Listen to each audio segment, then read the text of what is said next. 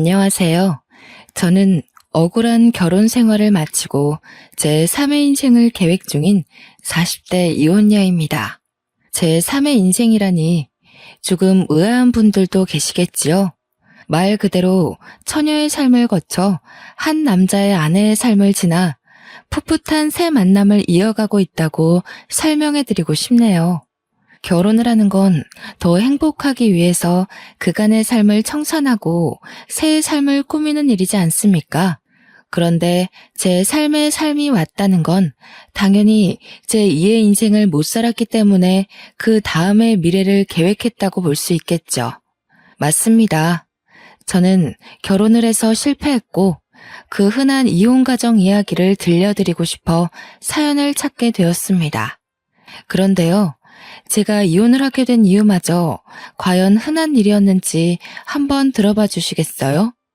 저는 제가 생각해도 정말 말도 안 되고 바보 같은 일로 이혼을 하게 되었는데요. 남편과 대학 때 실수로 혼전 임신하여 이른 나이에 결혼을 할 수밖에 없었고, 그때는 아이를 낳는 것보다 그 반대를 선택하는 게 더 무서웠던지라 남편과 영혼의 약속을 해버린 겁니다. 저희 부부는 시댁과 친정에게 나란히 버림받았어요. 억지로 만들어진 상견례 자리에 경찰까지 출동할 정도로 대판 싸움이 일어나기도 했어요. 이런 사고는 누가 봐도 남자 쪽 과실이 아닌가요? 대체 이 어린애를 무슨 말로 꼬드겼으면 이런 사고를 친단 말이에요. 우리 딸은 착하게만 자라서 이런 실수 같은 거 할 엄두도 못 내는 애란 말입니다. 여자애가 피임을 제대로 했으면 이 사단이 나지 않았을 거 아닌가요? 착실하게 잘 살고 있는 내 아들 발목 잡은 게 누군데 그쪽이 큰 소리세요? 제 아들 앞길은 어떡할 거예요? 앞으로 장차 크게 될 아이를 그쪽 딸 때문에 망치게 된 거잖아요. 말씀 웃기게 하시네요. 누가 누구 발목을 잡아요? 내 딸내미 발목 잡은 게 그댁 아들인데 출산하면 여자 쪽이 손해가 훨씬 큰데 무슨 말씀이세요? 댁 아들은 싸지르고 떠나면 그만이지만 제 딸은 이미 몸 한 번 망가뜨린 채로 평생을 살아야 되는 거라고요. 이보세요. 말 조심하세요. 어쩜 그리 말씀을 교양없게 하세요? 아, 이제 보니까 딱 알겠네요. 이런 집안에서 자랐으니 댁딸이 발랑 까진 거지요. 상견례 자리에서 서로에 대한 예의는 눈꼽만큼도 없었습니다. 결국 몸싸움까지 나고 남의 장사 시끄럽게 만든 죄로 경찰이 출동했던 거죠. 심지어 저희는 그 자리를 끝까지 지키지 못했어요. 이대로 저희를 떼어놓으려고 선언하는 양가 부모님한테서 도망치고 말았습니다. 그 뒤로 저와 남편은 절대 양가 어른들을 찾지 않았어요. 그렇다고 양가 부모님이 또 저희를 아쉬워한 건 아니었습니다. 저희들에게 이혼할 거 아니면 얼굴 비출 생각하지 말라고 단단히 으름장을 놓는 거 있죠. 어른들은 정말 너무하다 싶을 정도로 저희 둘을 모른 채 했고 죽었는지 살았는지 내다보지도 않을 만큼 내버려 두었어요. 시댁도 친정도 저희의 미래를 반기지 않는지라 결혼식은 당연히 하지 못했습니다. 혼인신고만 하고 살았죠. 또 어른들에게 도움받는 것이 일절 없었기 때문에 신혼집도 어렵게 시작을 할 수밖에 없었어요. 대학가 주변에 원룸을 구해서 결혼 같지도 않은 살림을 하며 지내게 되었답니다. 그럼에도 저희 부부는 굴하지 않고 서로만을 위하며 살았어요. 사랑하는 마음이 서로에게 큰 힘을 줄 수 있다는 걸 느꼈고 그 힘은 어려운 처지에 굴하지 않도록 위대한 에너지를 주었죠. 남편은 아이를 위해서 졸업하자마자 전공 분야를 포기하고 노동일을 선택했습니다.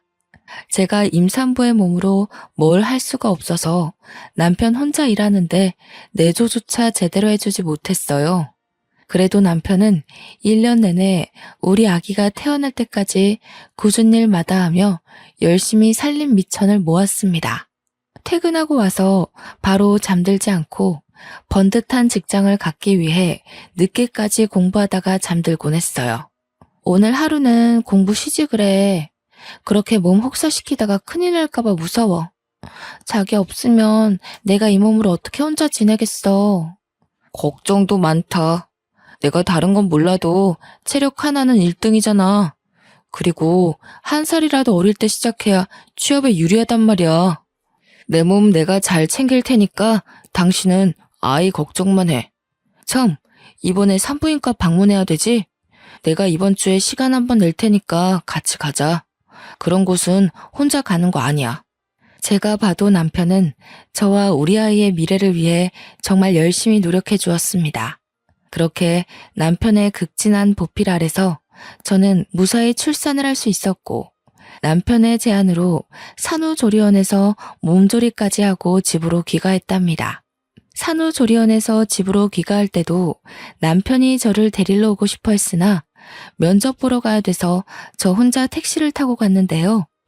귀가하는 길이 혼자가 아니라서 쓸쓸하지 않았어요. 오히려 설레더라고요. 제 품 안에 새근새근 잠자는 아기가 있다는 게 믿기지가 않는 거 있죠? 한 번도 겪지 못한 두근거림을 느꼈던 기억이 아직도 여전합니다.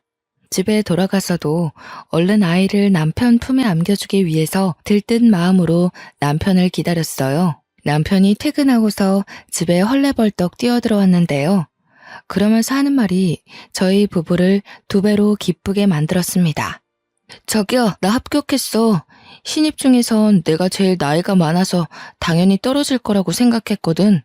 근데 나 그 자리에서 바로 합격 고지 받았어. 나더러 다음 주부터 바로 출근해달래. 우리 이제 먹고 살 걱정은 끝났어. 이대로 승진만 하면 가난 벗어나는 건 한순간이야. 그렇게 노력하더니 남편이 원하는 회사에 덜컥 합격을 해버렸다고 하는 거 있죠? 아이와 함께 집에 돌아온 것도 기쁜데 남편까지 취업 성공이라니. 경사가 더해져서 저와 남편 그리고 아기까지 다 함께 방 한가운데서 부둥켜 안고 방방 뛰었습니다. 그러다 남편이 저보고 아기 조심하라고 시겁하는 바람에 엄청 까르르 웃어댔죠. 비록 양가 부모님께 매정한 대우를 받으며 버려졌지만 저희는 나름대로 순탄한 살림을 꾸려가고 있었습니다. 아이는 하루하루 나날이 자랐는데요. 어쩜 그렇게 쑥쑥 커가는지 생명이라는 게 참 신기하더라고요.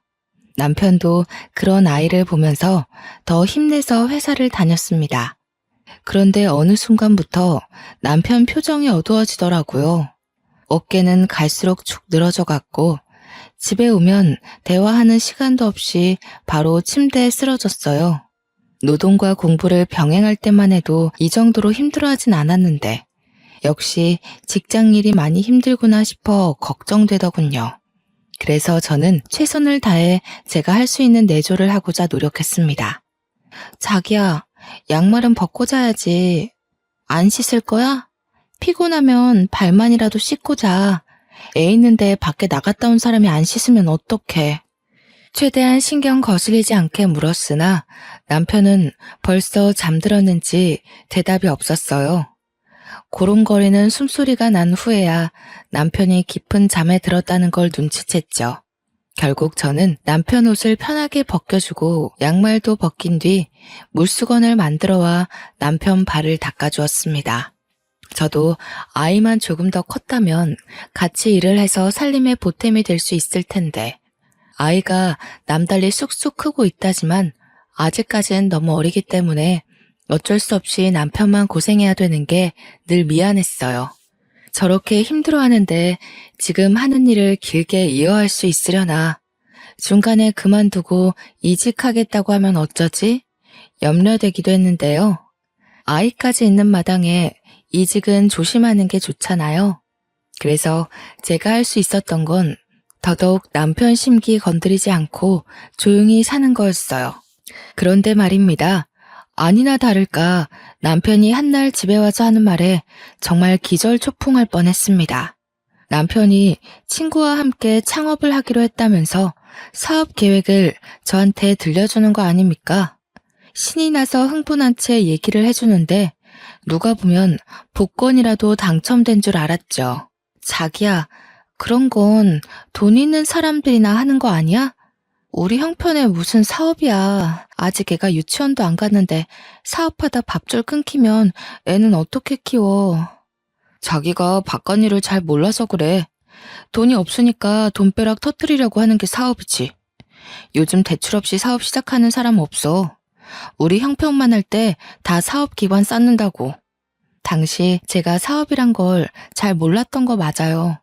제 주변에 친구들도 월급쟁이만 있었지 사업하는 사람은 없었으니까요. 뭘 잘 모르니까 대꾸를 못하고 있었는데 남편이 연이어 하는 말에 이건 좀 아니지 않나 싶었어요. 대출은 친구가 받는다고 해서 내가 매달 친구한테 돈을 붙여줘야 돼. 그럼 우리 생활비를 조금 아껴야 될 것 같은데 괜찮지? 생활비를 줄여야 할 정도야? 앞으로 애한테 들어갈 돈이 한두 푼이 아닌데 대출금으로 얼마나 보내줘야 되는데?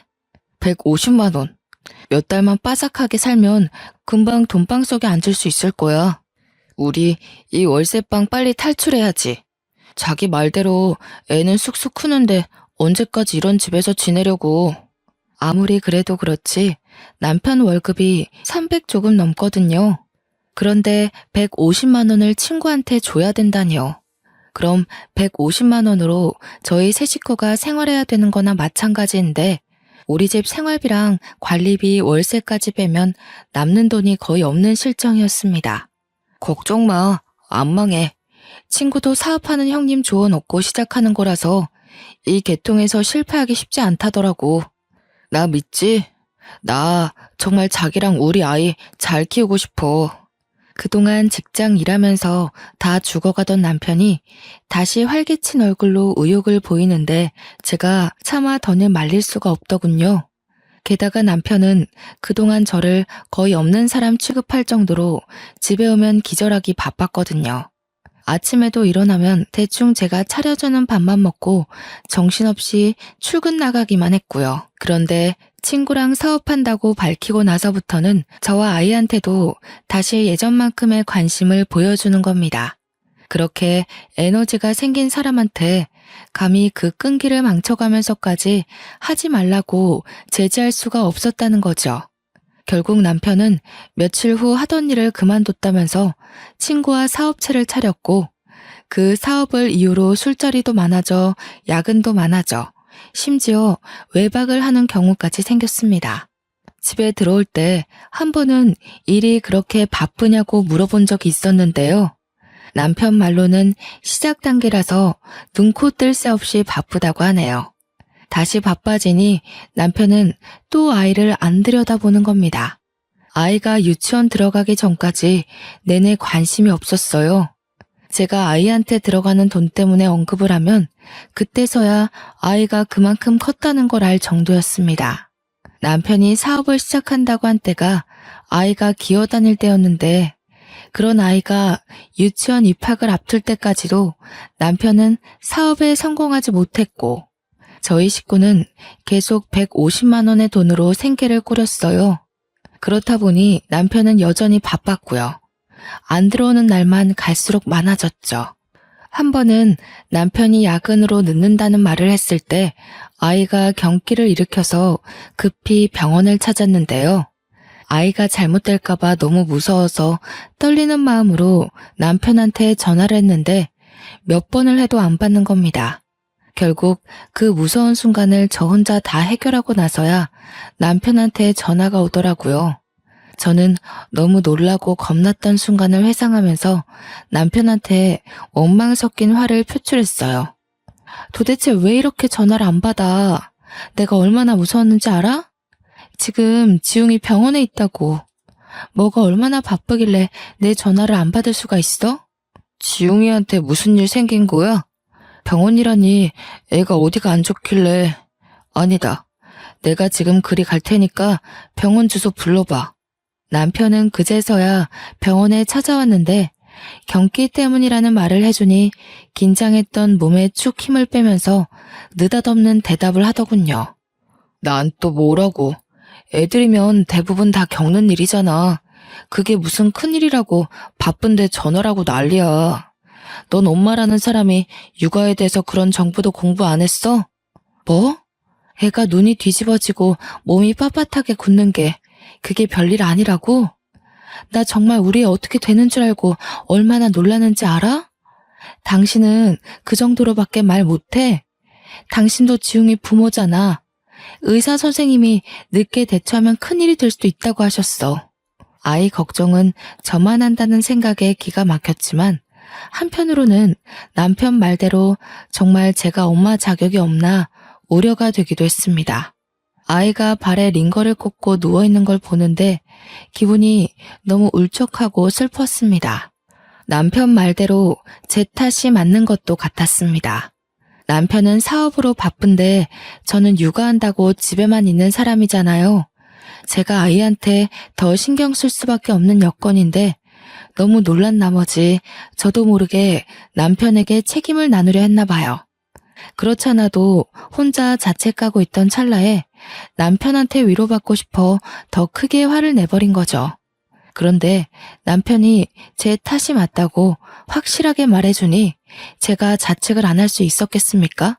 그래서 그날 이후 저는 아이에 대한 정보를 TV나 비디오를 통해 공부해 나갔어요. 아이를 업고 외출을 하여 도서관에서 책을 빌려오기도 했죠. 덕분에 저는 아이를 좀 더 건강하게 케어할 수 있었습니다.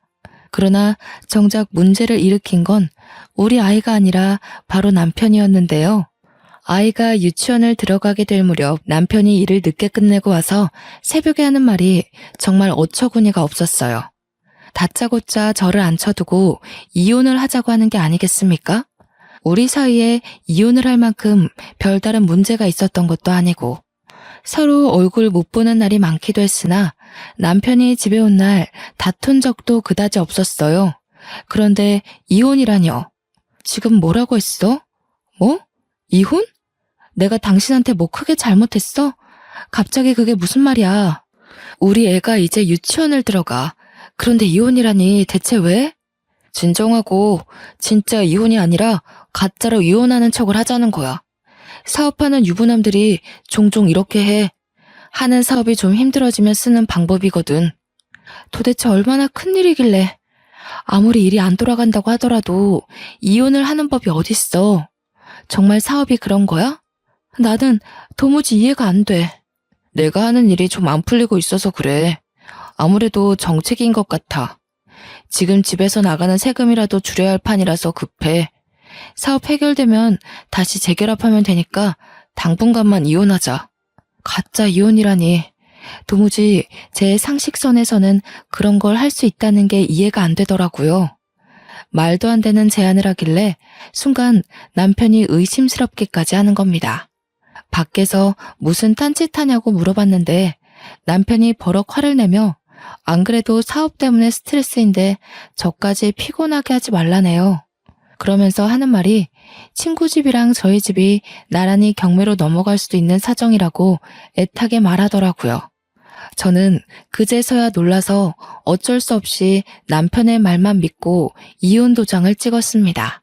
정말 별일 없는 거지? 이 집에서 나가면 우리 어디 집 구할 데도 없어. 근데 진짜 위장 이혼이라는 게 있는 거야? 우리 식구한테 문제되는 일은 없는 거 맞지? 당연하지. 오로지 돈 때문에 할 수 없이 하는 선택이야. 내가 말했잖아. 당신이랑 우리 지웅이는 내가 죽을 때까지 책임질 거라고. 근데 이거 들키면 우리 법적으로 문제될 수 있으니까 당분간 별거해야 될 것 같아. 별거? 나더러 지웅이랑 둘만 이 집에 있으라고? 그건 좀 무서운데. 들켜서 안 되는 거면 그냥 몰래 조심히 다니면 되지 않을까? 생활비 붙여줄 테니까 몇 달만 견뎌줘.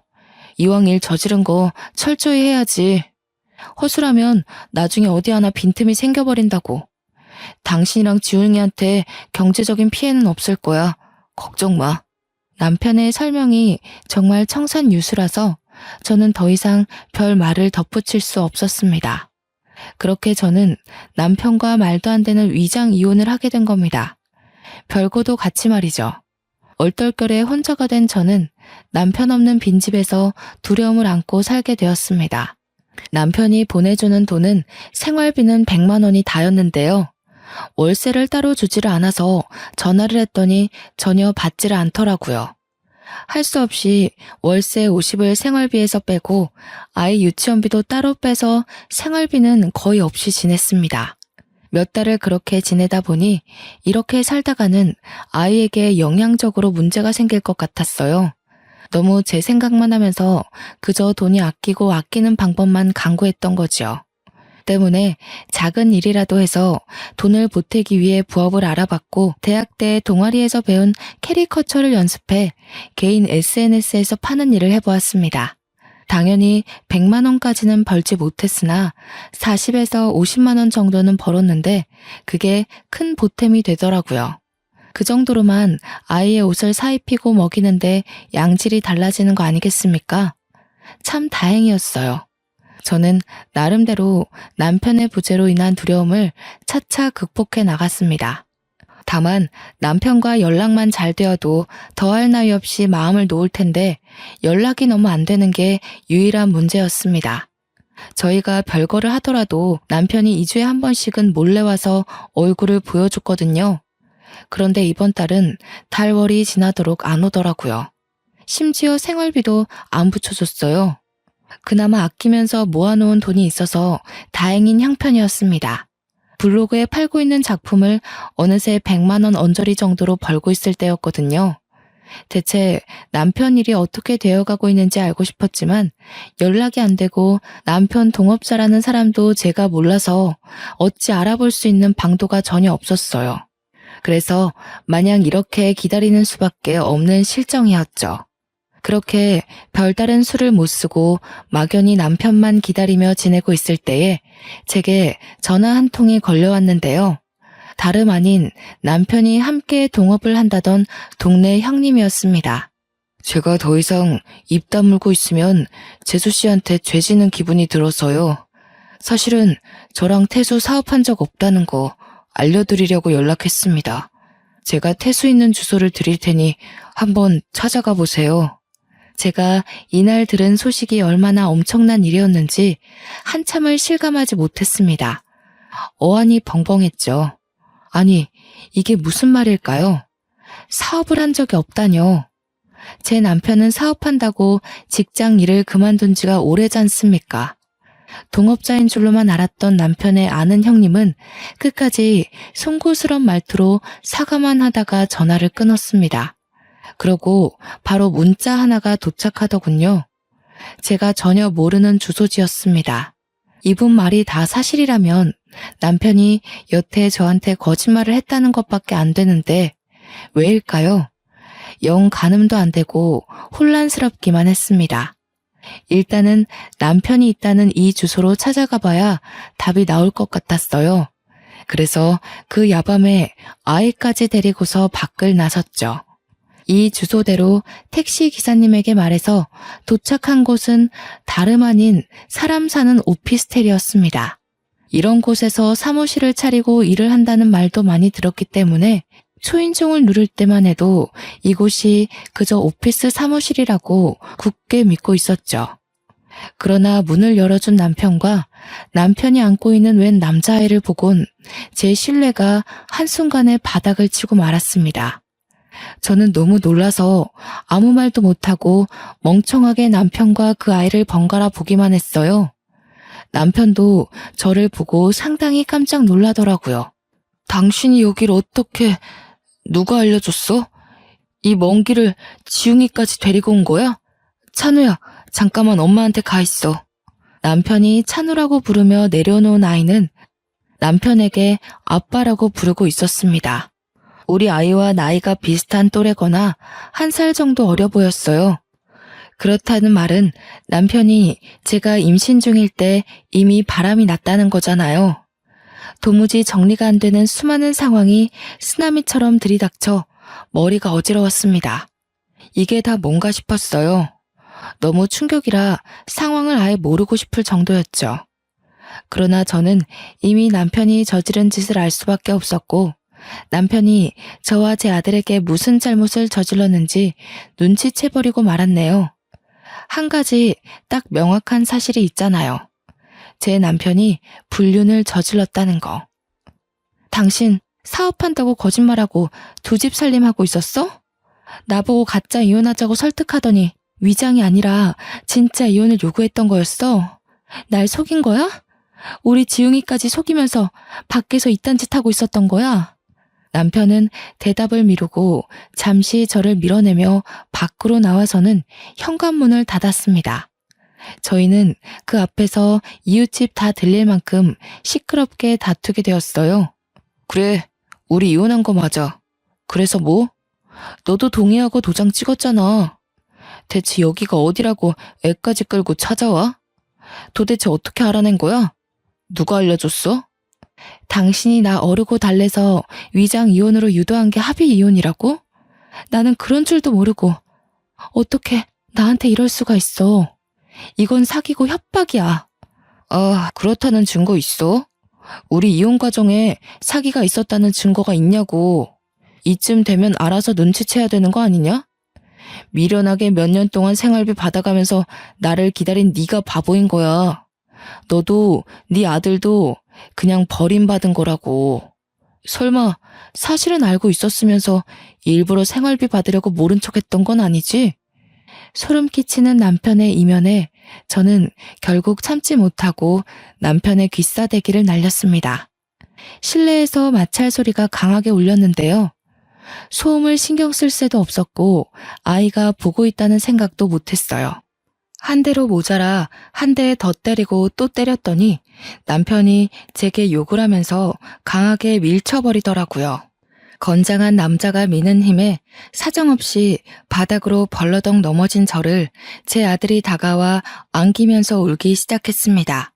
이혼인 줄 알았으면 다시는 찾아오지 마. 나 이제 구질구질하게 살고 싶지 않아. 네가 시댁에서 왜 버림받았는 줄 알아? 없는 집 자식이라 그런 거야. 지금 내 와이프는 나랑 같은 회사의 팀장이거든. 우리 엄마 아빠가 아주 어화동동 하더라고. 너와는 차원이 다른 여자야. 들어보니 남편은 일을 그만둔 것도 아니었어요. 다 상간녀의 입김이었죠. 제게 들어가는 생활비가 아까워서 그마저도 끊게 만든 거더군요. 상간녀는 이미 제 남편에게 아내와 자식이 있는 걸 알면서도 이 같은 짓에 동참을 했다는 거예요. 배신감에 또 배신감이 차올랐지만 당장 제가 남편에게 손찌검하는 것 말고는 할 수 있는 게 없었습니다. 망연자실한 마음으로 저는 아들을 안고서 그 자리에서 한참을 울었어요. 남편은 매정하게 집으로 들어가서는 다신 나오지 않았고요. 남편이 안으로 들어가 버리니까 제 울음소리를 듣고 주변의 마음 좋은 이웃분들이 슬쩍 나와 보시더라고요. 제가 아이를 부둥켜 안고 있으니 걱정해주면서 경찰을 불러줄까 하고 물어보기도 하셨어요. 그 고마운 손길들을 사양하고 저는 마음을 추슬러 아이와 함께 집으로 돌아왔죠. 앞으로 어떻게 해야 할지 멍하기만 하더군요. 그때 처음으로 세상이 무너진다는 게 어떤 기분일지 조금은 공감이 되었습니다. 막막했어요. 당연히 남편과 함께하는 미래만 그려왔고 제 인생 계획에서 남편이 없었던 적은 없었으니까요. 이 큰일을 어떻게 해결해야 할까? 해결은 될까? 나 혼자서 할 수 있을까? 한참 생각으로 멍해 있던 차에 제 기운을 차리게 해준 건 다름 아닌 제 아들이었습니다. 지웅이가 엄마 하면서 품에 잡고 파고들어 나름 정신을 차린 거였죠. 제 삶은 대부분 지웅이를 위한 삶이었는데 비록 남편이 없다지만 지웅이를 생각해서라도 마냥 슬퍼하고만 있을 순 없겠더라고요. 저 혼자였다면 아마 이렇게 금방 마음을 다잡을 수는 없었을 겁니다. 일이 이렇게 돼버린 거, 남편이 다시 돌아오지 않는다는 걸 빨리 받아들이고 나니 저는 어떻게든 남편의 불륜 가정을 뒤집어버리고 싶은 도끼가 생기더군요. 우선은 남편과의 지난 날을 자꾸만 상기시켜주는 이 집에 있는 게 싫었습니다. 짐을 챙기고 집을 나오면서 많은 생각을 했어요. 아무래도 아들이 입는 입장이라 여자인 제가 혼자서 어줍잖은 복수를 하는 건 저한테 불리하기만 할 것 같았는데요. 그러다 보니 문득 떠오른 사실이 하나 있더군요. 친정 쪽에 외삼촌 딸이 어린 나이에 사법고시 패스한 법조인이라는 것 말이죠. 제가 결혼하기 전에 집안에서 한바탕 축제를 한 적이 있었어요. 제가 남편과 결혼하고 살면서 친정의 버림을 받았었기 때문에 연락 한 통 해본 적 없었거든요. 오로지 아들 하나만 위하고자 생각하며 이번 일로 욕먹을 각오를 하고 전화를 걸었습니다. 그거 잘 됐다. 그렇지 않아도 그놈 어떻게 떼어내야 되나 내내 그 생각만 하면서 살았는데 너는 보는 눈이 없어도 너무 없었어. 그놈 딱 봐도 관상이 바람필 상이더라. 그 벌레 같은 놈 잘 떼었다. 아이고 속 시원해라. 바로 고소해버리면 돼 딸. 다른 건 걱정하지 마. 엄마 미안해. 이렇게 사는 꼴 보여주려고 그동안 연락 안 했던 건 아니었는데 내가 잘못 판단했어. 엄마 아빠 말이 맞았어. 그리고 나한테 5살 아들이 하나 있거든.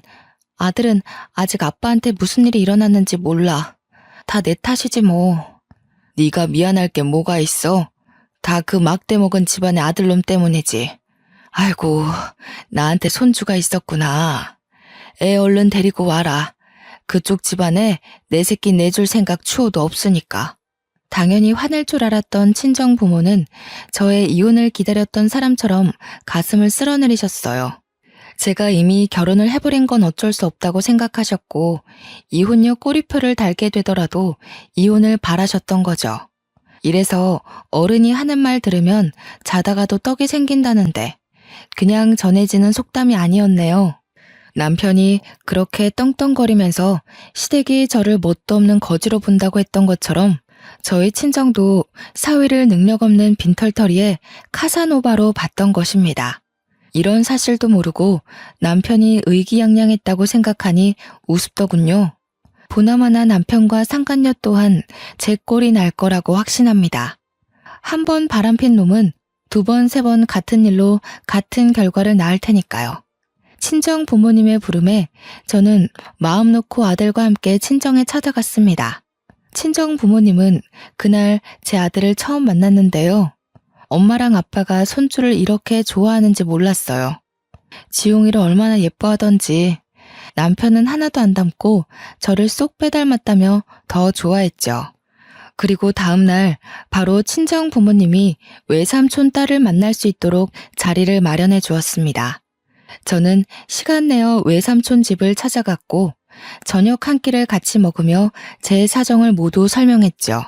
아무리 식구라고 하더라도 제 개인적인 일이라서 당연히 변호사 선임 비용을 마련해 놨는데요. 그런데 이게 웬일입니까? 놀랍게도 외삼촌 딸이 상대 로펌 기업의 부서 팀장으로 있는 사람과 결혼한 사이라고 하네요. 비용은 당연히 받을 생각 없다면서 더 유능한 변호사인 자기 남편을 소개해 줄 테니 위자료를 있는 대로 뽕 뽑아 먹게 해주겠다고 하는 거 아니겠어요? 전문가 말씀이라서 그런지 굉장히 믿음직스럽고 힘이 되더라고요. 덕분에 저는 돈 한 푼 안 들이고 최고 변호사를 등에 업게 된 거죠. 사촌의 남편은 역시 능력이 출중한 변호사라 그런지 일 처리 능률이 남달랐습니다. 위장 이혼이었다는 정황은 밝히기가 어려울 수 있으나 상간녀 소송이 가능하고 시댁에서 모든 사실을 알고 있음에도 방조한 책임은 거액의 벌금으로 판결 내릴 수 있으며 남편의 2집 살림 부정행위가 특히 위자료를 최대치로 올릴 수 있는 수단이 될 거라네요. 아마 이걸 밝히는 과정에서 잘만 파고든다면 위장 이혼 사실을 끌어낼 가능성도 없지 않다고 했습니다. 이 같은 판례가 3년 전에 위자료 1억을 받은 적이 있다면서 저보고도 충분히 가능하다고 했죠. 심지어 지금은 그 사이에 법이 보다 더 냉철하게 개정되어 더한 위자료를 뜯어낼 수도 있다고 해요. 그러니까 아이 지용이에 대한 미래는 전혀 걱정하지 말라고 확신을 주었습니다. 너무 감사하고 큰 힘이 되었죠. 덕분에 저는 1억에 가까운 위자료를 받고 소송을 마무리했습니다. 남편이 전화가 와서 욕을 많이 했어요. 제가 차곡차곡 준비를 해서 소송을 한 거라 빈틈이 없었기에 급하게 변호사를 선임했던 남편에겐 당연히 갑작스런 상황이었을 수 있겠죠. 그 일로 상간녀와도 크게 다투었다고 들었습니다. 남편과 통화를 하던 도중 옆에 상간녀가 함께 있었는지 저를 내버려 두고 둘이서 다투는 소리를 들은 적이 있는데요. 네가 생활비 끊으라는 말만 안 했어도 얘가 소송하는 일은 없었어. 그러게 내가 돈 부분은 시간 두고 차차 해결하자고 했지. 네가 서두르는 바람에 이 모양이 된 거 아니야. 뭐라고? 당신 지금 내 탓하는 거야? 당신도 그 여자한테 들어가는 돈 아까워했잖아.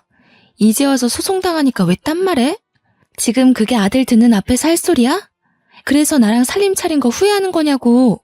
네가 행동 거지를 똑바로 했으면 내가 이러겠냐고. 너 때문에 우리 집이 망한 거나 다름없어. 당장 처가 식구들한테 돈 달라 그래. 내 돈 빠져나간 거 네가 다 해결하라고. 그날 둘이 한참이나 언성 높이면서 싸우더라고요. 중간에 아이가 우는 소리까지 들렸는데 남편이 그 아이한테도 조용히 하라며 소리를 치는 거 아니겠습니까? 안 그래도 머리 아파 죽겠는데 찬우 입 좀 막아봐. 오는 꼴 보기 싫으니까 데리고 나가던가. 정신없어. 누굴 닮아서 저렇게 목청이 큰 거야? 당신 미쳤어? 당신 아들한테 그게 무슨 막말이야. 왜 우리 찬우한테 애먼 욕을 하냐고. 나가려면 당신이 나가. 여기 내 집이야. 오, 그래. 내가 나갈게. 집구석 한번 잘 돌아간다. 내가 여기서 나가면 너랑도 끝인 줄 알아. 네가 어디 나 없이 혼자 애 키울 수 있을 것 같아? 내가 너 회사에 다 소문낼 거야. 내 가정 망친 불륜녀라고. 둘은 거액이 나가는 바람에 서로 굉장히 예민해진 듯 했습니다. 원래부터 시댁이 잘 사는 집이 아니었거든요. 그냥 외동 남편 하나 먹여 살릴 수 있는 정도의 평범한 가정이었어요. 그래서 시댁이 돈 많은 집안의 며느리를 원했고 그 조건에 상간녀가 부합했다는데 결국 그 상간녀랑 저렇게 되는 바람에 그나마 있는 돈까지 털려버린 꼴이 된 거죠. 시댁은 억대의 재산이 통장에 찍힌 걸 본 적도 없는 사람들이에요.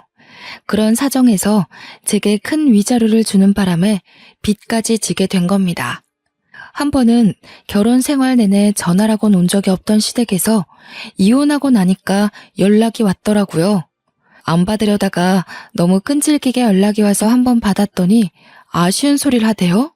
지웅애미야, 우리가 결혼 반대했을 때 상처 많이 받았지? 이 늙은 사람들이 뭘 알고 그랬겠니? 지난 날은 용서해주면 안 될까? 내가 보니까 너만한 며느리가 없더라고. 재원이가 어디서 이상한 여자를 데려와서는 집안을 빈털터리로 만들어버렸다. 그만 돌아와주면 안 되겠니? 죄송한데요. 이미 저랑 재원 씨 관계는 종결 났어요. 그리고 아쉬운 마음에 이제야 용서 얘기를 하시는 것 같은데요.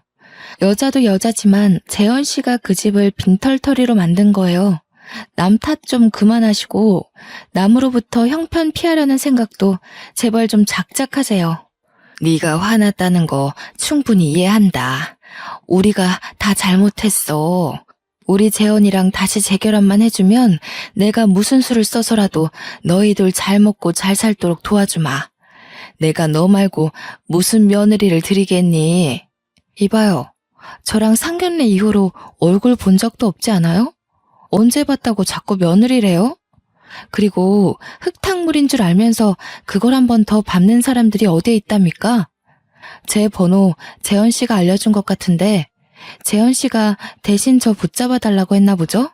똑똑히 말씀드릴게요. 아줌마 아들 최악이니까 다신 엮이는 일 없게 해달라고 하세요. 전화를 끊기 전 시모가 자기 분에 못 이겨 소리를 쳤는데 옆에서 전 남편이 시모를 말리는 소리가 들리더군요. 여보, 우리 엄마 말고 나랑 얘기 좀 해. 한 번만 만나주라. 아니, 나한테 한 번만 기회를 줘. 내가 잘할게. 당신만 돌아와 준다고 약속하면 그 여자 내가 당장 처리할 수 있어. 예전에는 남편이 이렇게 절절매는 마음으로 부탁한 것들이 정말 진심으로 와닿았는데 역시 사람은 아는 것만큼 보인다고 이젠 그저 가식으로만 보이더라고요. 시댁에서 어떻게든 저를 꼬드겨서 그 빚을 청산해보려고 하는 것 같은데 제가 한 번 당하지 두 번 당하겠습니까? 철저히 무시해 주었네요. 그리고는 한동안 그쪽에서 연락이 없더라고요. 좀 잠잠해진 기회를 빌어 제게 최고 은인이자 식구인 로펌 팀장님께, 그러니까 제 외사촌과 외사촌 남편분께 감사 인사를 전하러 찾아간 적이 있었는데요. 그 자리에서 오히려 제게 같은 팀장 직급의 지인 변호사 한 분을 소개해 주더라고요. 그분도 돌싱인데 아이가 없는 착실한 남자라고 합니다. 부인이 바람나서 이혼했다고 했어요. 당장 남자를 만날 생각은 없지만 저를 도와준 두 분께 감사하여 우선 만남의 자리에 응답을 했는데요. 남자분이 생각보다 괜찮았고 특히 우리 지웅이를 너무 좋아해 주더라고요. 아이를 되게 잘 돌보시네요.